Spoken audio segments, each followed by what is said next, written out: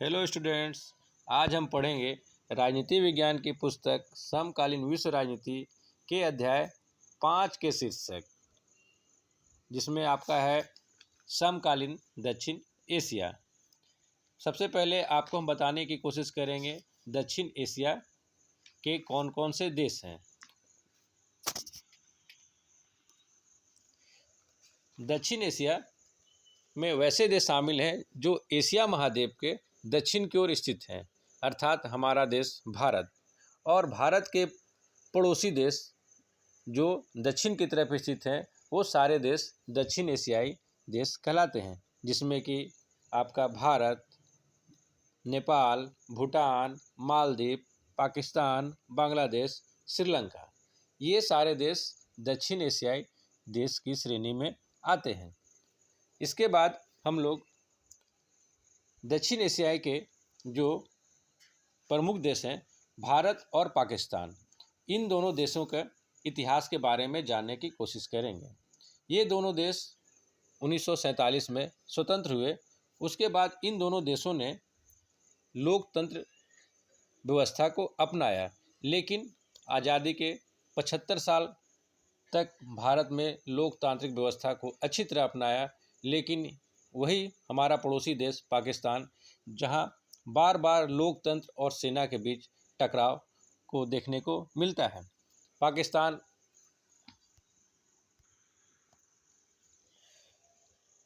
पाकिस्तान का निर्माण भी हमारे देश के साथ हुआ, लेकिन वहाँ लोकतंत्र उतना मजबूत नहीं हो पाया और वहाँ हमेशा सेना और जो निर्वाचित वहाँ की शासन दोनों के बीच हमेशा टकराव देखने को मिलता है। जैसा कि आप जानते हैं, भारत में प्रथम गवर्नर जनरल लॉर्ड माउंटबेटन हुए, उसी तरह पाकिस्तान में प्रथम गवर्नर जनरल मोहम्मद अली जिन्ना, और वहाँ जो प्रथम संविधान बना तो वहाँ के बागडोर जनरल अयूब खान के हाथों में चली गई और जल्द ही उन्होंने अपना निर्वाचन भी करा लिया। उसके बाद कुछ सालों तक उनका शासन रहा। उसके बाद वहाँ की जनता के बीच आक्रोश फैल गया और उन्हें अपना पद से छोड़ना पड़ा।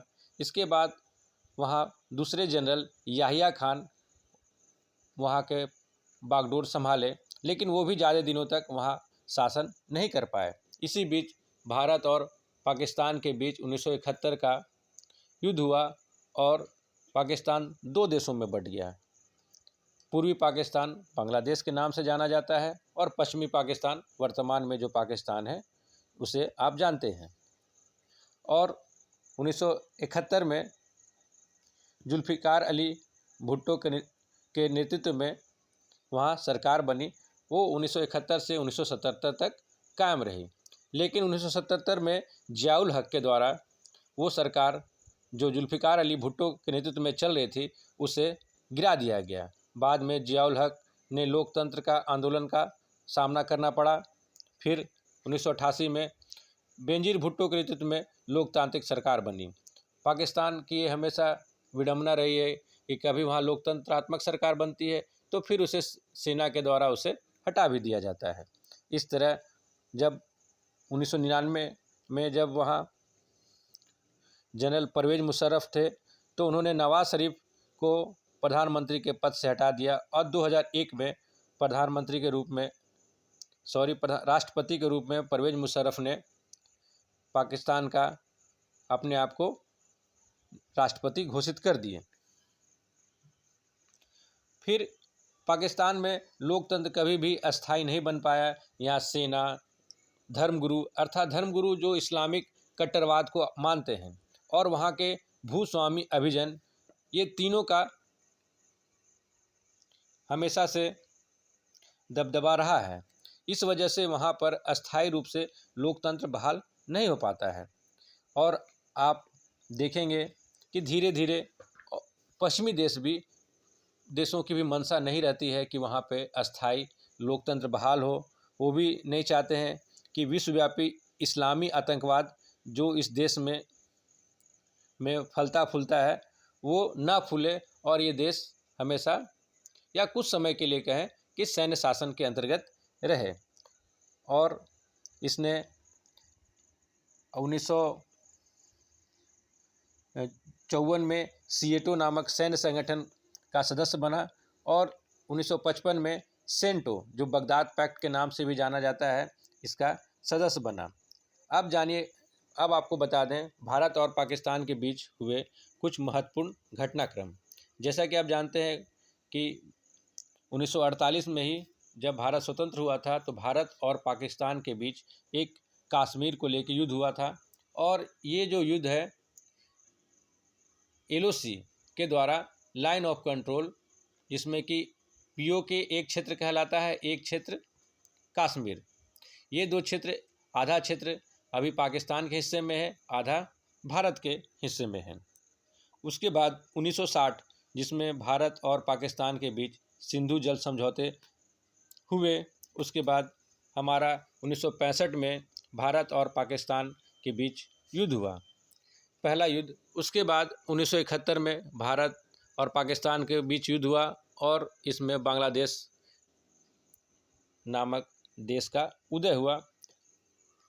और ये दोनों संधि, पहली संधि जो थी वो ताशकंद समझौते के द्वारा खत्म हुआ, दूसरा युद्ध शिमला समझौते के नाम से जाना जाता है। इसके बाद भारत और पाकिस्तान के बीच जो तीसरा विश्व युद्ध हुआ 1999 का कारगिल युद्ध। और उसके बाद कारगिल युद्ध के बाद भारत ने पाकिस्तान के साथ काफ़ी बैठक की और अपने दोनों देश के बीच संबंध को सुधारने के लिए काफ़ी प्रयास किए गए, और वाजपेयी और मुशर्रफ के बीच आगरा बैठक भी हुआ जो वर्ष 2001 में हुआ। और ये प्रयास भारत और पाकिस्तान के बीच जो प्रयास हमेशा किए जाते रहे हैं, चाहे क्रिकेट के द्वारा दोनों देशों के बीच सहयोग हो या व्यापार के द्वारा दोनों देशों के बीच जो आपसी मनमुटाव है इसे कम करने की कोशिश की जाती है, क्योंकि दोनों देश बिल्कुल एक ही सभ्यता, एक ही संस्कृति, एक ही रहन सहन, एक ही खान पान को मानने वाले लोग हैं। दोनों की बिल्कुल